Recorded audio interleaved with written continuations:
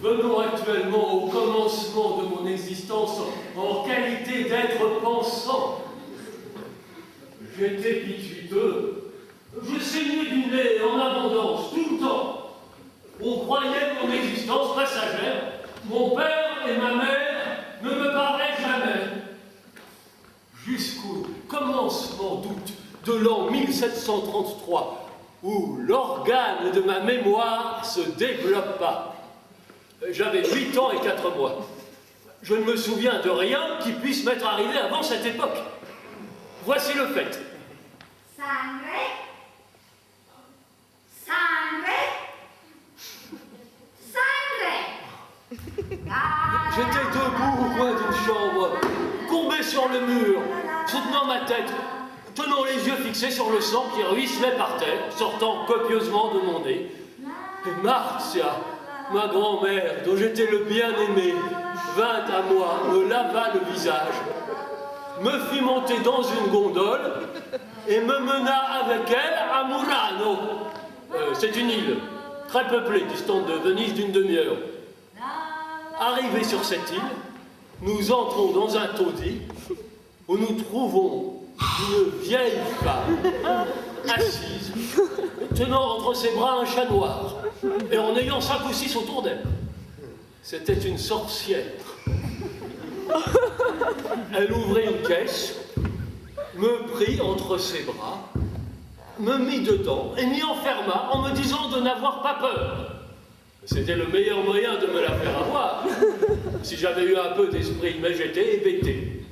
Je tenais mon mouchoir sur mon nez qui saignait. J'entendais rire, pleurer, crier, chanter, frapper sur la caisse. Tout cela m'était égal. On me tira enfin dehors.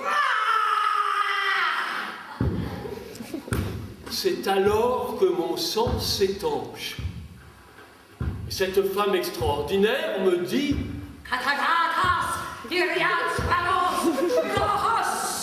ton hémorragie ira toujours en décadence.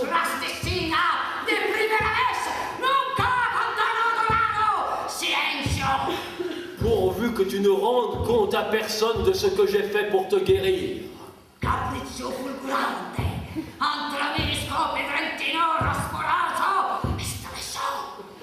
Mais tu perdras tout ton sang et tu mourras si tu oses révéler à quelqu'un mes mystères.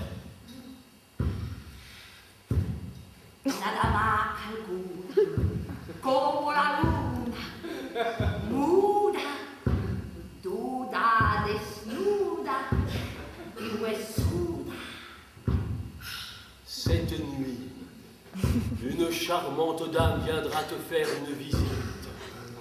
Ton bonheur en dépend, pourvu que tu aies la force de ne dire à personne que tu as reçu cette visite. Et nous retournâmes chez nous. Et à peine couché, je me suis endormi, sans même me souvenir de la belle visite que je devais recevoir.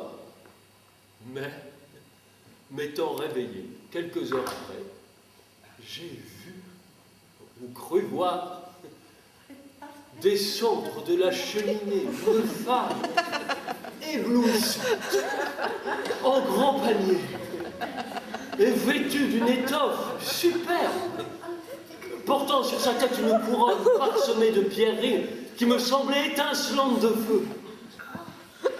Elle tira de sa poche des petites boîtes qu'elle vida sur ma tête, en me murmurant des mots.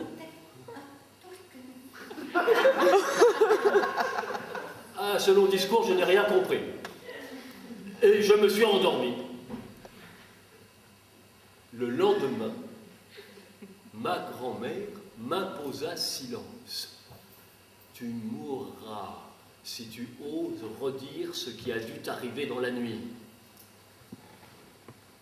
Cette sentence, lancée par la seule femme qui avait sur moi un ascendant absolu et qui m'avait accoutumé à obéir aveuglément à tous ses ordres, fut la cause que je me suis souvenu de la vision et qui, apposant le sceau, je l'ai placé dans le plus secret recoin de ma mémoire naissante.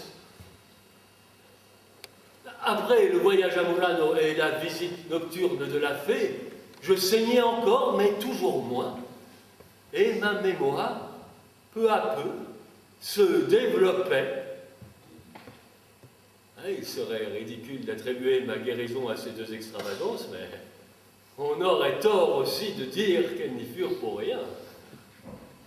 Pour ce qui regarde l'apparition de la belle reine, je l'ai toujours cru un songe. À moins que l'on ne m'eût fait cette mascarade exprès